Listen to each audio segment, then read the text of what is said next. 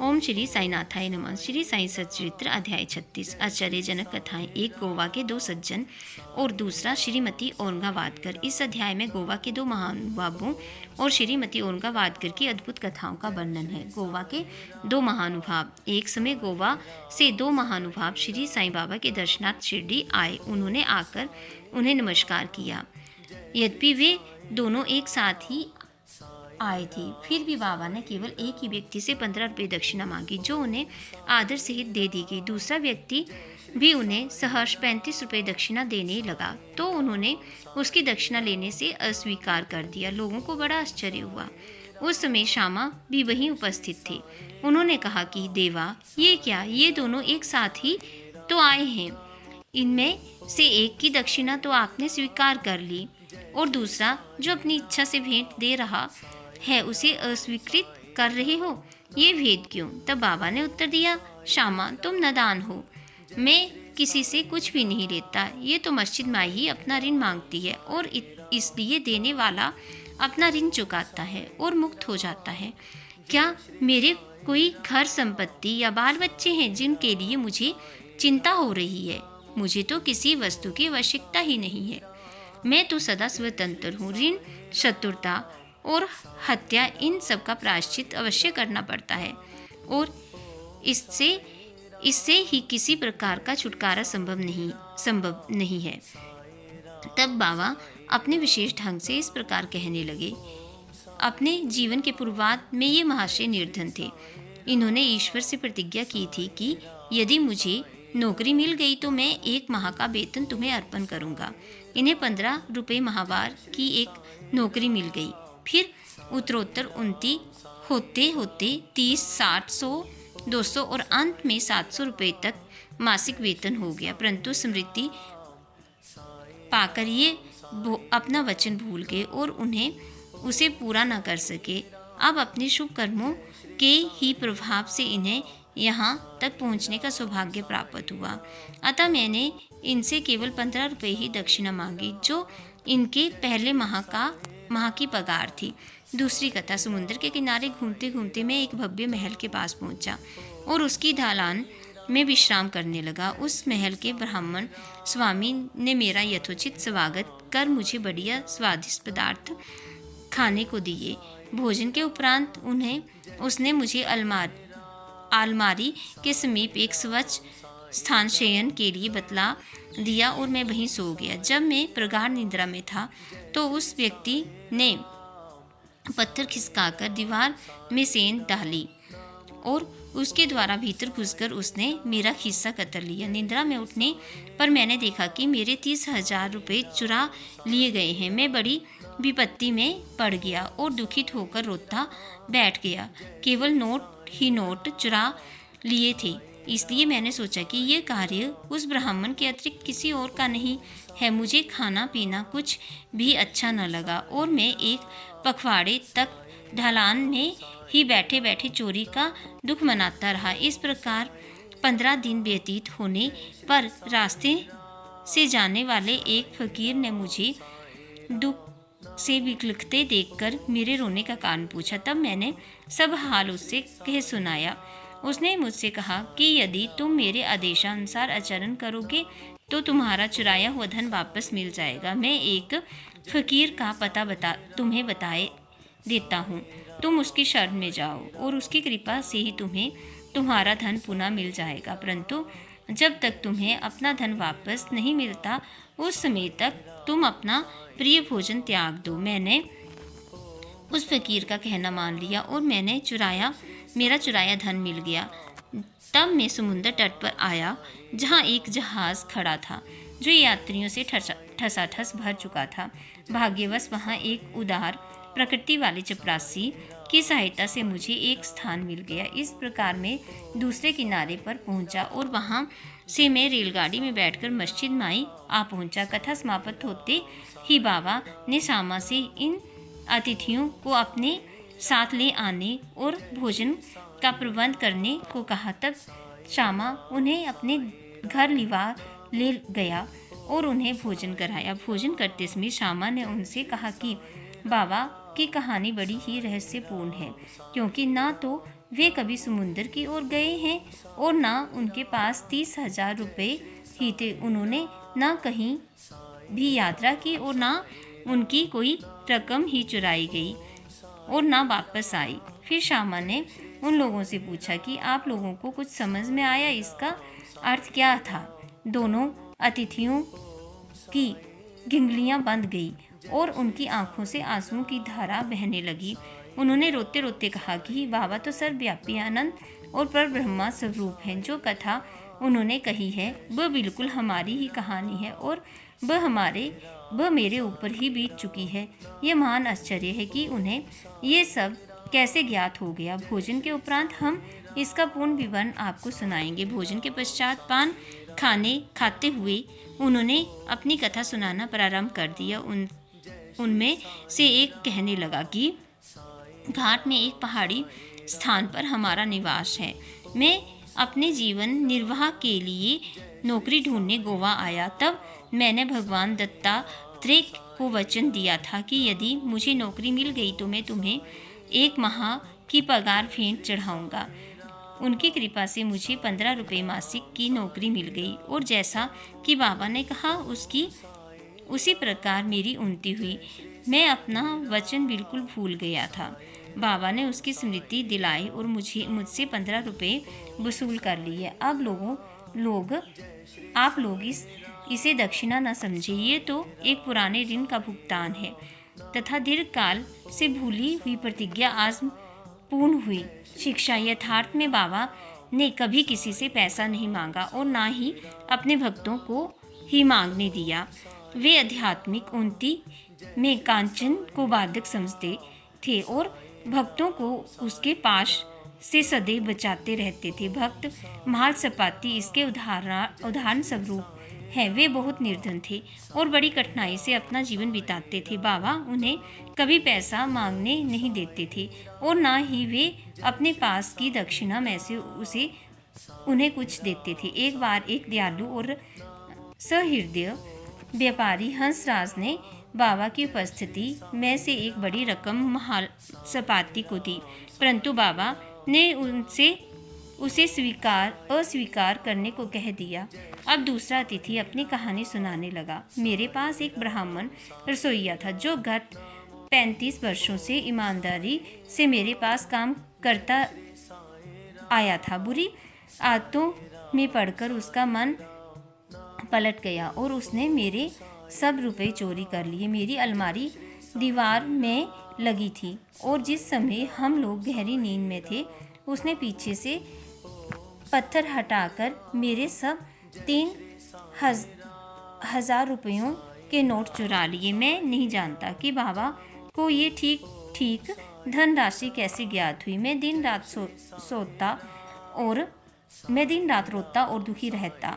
एक दिन जब मैं इसी प्रकार निराश और उदास होकर बरामदे में बैठा था, उसी समय रास्ते से जाने वाले एक फकीर ने मेरी स्थिति जानकर मुझसे इसका कारण पूछा। मैंने उसे सब हाल कह सुनाया। तब उसने बताया कि कोपरगाम तालुके के शिरडी ग्राम में श्री साईं बाबा नाम के एक ओलिया रहते हैं। उन्हें वचन दो और अपना रुचिकर भोज्य पदार्थ त्याग मन में कहो कि जब तक मैं तुम्हारा दर्शन न कर लूँगा उस पदार्थ को कदापि न खाऊंगा। तब मैंने चावल खाना छोड़ दिया और बाबा को वचन दिया, बाबा जब तक मुझे तुम्हारे दर्शन नहीं होते तथा मेरी चुराई धनराशि नहीं मिलती तब तक मैं चावल ग्रहण न करूँगा। इस प्रकार जब 15 दिन बीत गए तब वे ब्राह्मण स्वयं ही आया और सब धनराशि लौटाकर क्षमा याचना पूर्वक कहने लगा कि मेरी मति ही भ्रष्ट हो गई थी जो मुझसे आपका ऐसा अपराध बन गया। मैं आपके पैर पड़ता हूँ, मुझे क्षमा करें। इस प्रकार सब ठीक ठाक हो गया। जिस फकीर से मेरी भेंट हुई थी तथा जिसने मुझे सहायता पहुँचाई थी वह फकीर भी मेरे देखने में कभी नहीं आया।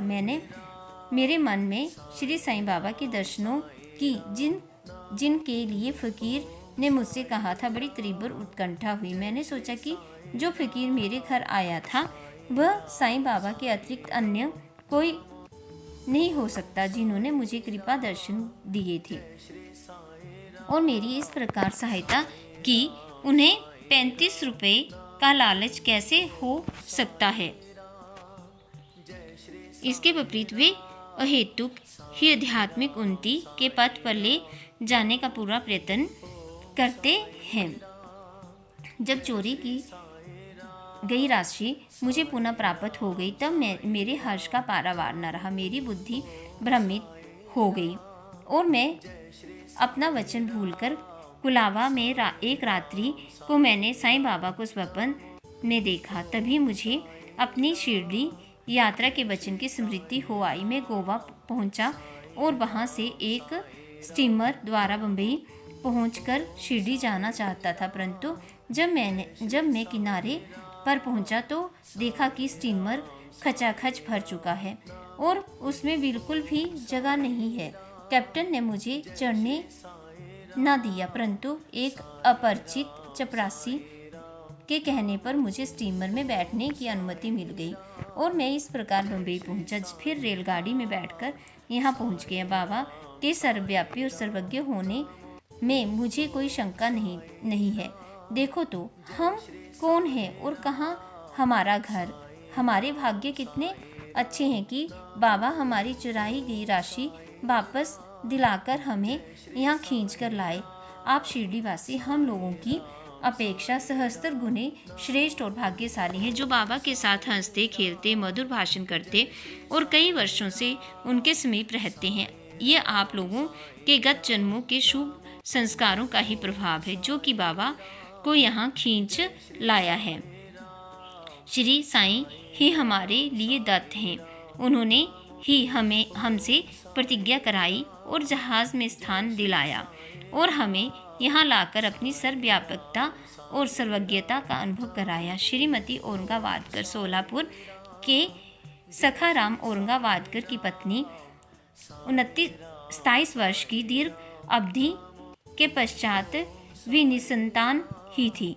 उन्होंने संतान प्राप्ति के निमित्त देवी और देवताओं की बहुत मन्नतें की, परंतु फिर भी उनकी मनोकामना सिद्ध न हुई। तब वे सर्वथा निराश होकर अंतिम प्रयत्न करने के विचार से अपने सौतेले पुत्र श्री विश्वनाथ को साथ ले शिरडी आई और वहां बाबा की सेवा कर 2 माह रुकी। जब भी वे मस्जिद को जाती तो बाबा को भक्तगण से घिरे हुए पाती। उनकी इच्छा बाबा से एकांत में भेंट कर संतान प्राप्ति के लिए प्रार्थना करने की थी, परंतु कोई योग्य अवसर उसके हाथ न लग सका। अंत में उन्होंने श्यामा से कहा कि जब बाबा एकांत में हो तो मेरे लिए प्रार्थना कर देना। श्यामा ने कहा कि बाबा का तो खुला दरबार है, फिर भी यदि तुम्हें ऐसी ही इच्छा है तो मैं अवश्य प्रयत्न करूंगा, परंतु यश देना तो ईश्वर के हाथ में है। भोजन के समय तुम आंगन में नारियल और उदबत्ती लेकर बैठना और जब मैं संकेत करूं तो खड़ी हो जाना। एक दिन भोजन के उपरांत जब श्यामा बाबा के गीले हाथ तौलिए से पहुंच रहे थे, तभी बाबा ने उनके गाल पर चिकोटी काट दी। तब श्यामा क्रोधित होकर कहने लगे कि देवा, ये क्या आपके लिए उचित है कि आप इस प्रकार मेरे गाल पर चिकोटी काटें? मुझे ऐसे शरारती देव की बिल्कुल आवश्यकता नहीं जो इस प्रकार का आचरण करे। हम आप पर आश्रित हैं, तब क्या यही हमारी घनिष्ठता का फल है? बाबा ने कहा, अरे तुम तो 72 जन्मों से मेरे साथ हो। मैंने अब तक तुम्हारे साथ ऐसा कभी नहीं किया, फिर तुम मेरे स्पर्श को क्यों बुरा मानते हो? श्यामा बोले, मुझे तो ऐसा देव चाहिए जो हमें सदा प्यार करे और नित्य नया नया मिष्ठान खाने को दे। मैं तुमसे किसी प्रकार के आदर की इच्छा नहीं रखता और ना मुझे स्वर्ग आदि ही चाहिए। मेरा तो विश्वास सदैव तुम्हारे चरणों में ही जागृत रहे, यही मेरी अभिलाषा है।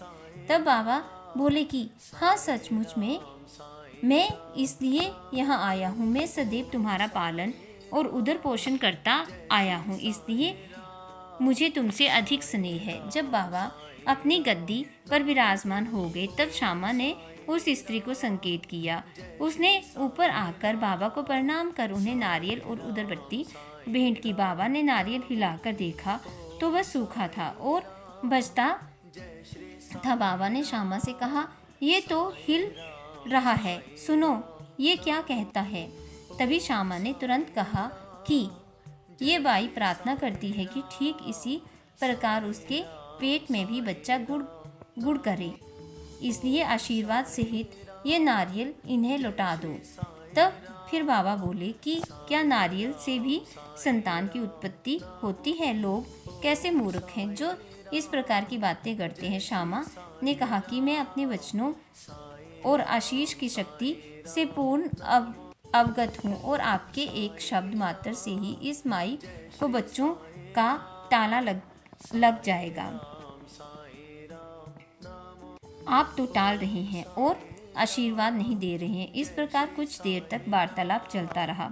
बाबा बार बार नारियल फोड़ने को कहते थे, परंतु श्यामा बार बार ही हाथ पकड़े हुए थे कि इसे उस बाई को दे दें।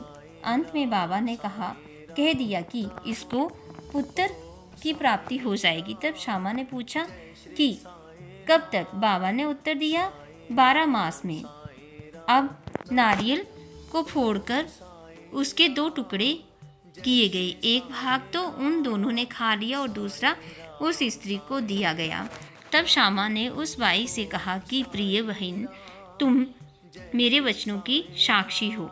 यदि 12 मास के भीतर तुमको संतान न हुई तो मैं इस देव के सिर पर ही नारियल फोड़कर इसे मस्जिद से निकाल दूंगा, और यदि मैं इसमें असफल रहा तो मैं अपने को माधव नहीं कहूँगा। जो कुछ भी मैं कह रहा हूँ इसकी सार्थकता तुम्हें शीघ्र ही विदित हो जाएगी। एक वर्ष में ही उसे पुत्र रत्न की प्राप्ति हुई, और जब वह बालक 5 मास का था उसे लेकर वह अपने पति सहित बाबा के श्री चरणों में उपस्थित हुई। पति पत्नी दोनों ने उन्हें प्रणाम कर और कृतज्ञ पिता श्रीमान औरंगाबादकर ने 500 रुपये भेंट किए, जो बाबा के घोड़े श्यामकरण के लिए छत बनाने के काम आए। श्री सद्गुरु साईनाथ अर्पणम अस्तु। शुभम भक्तु।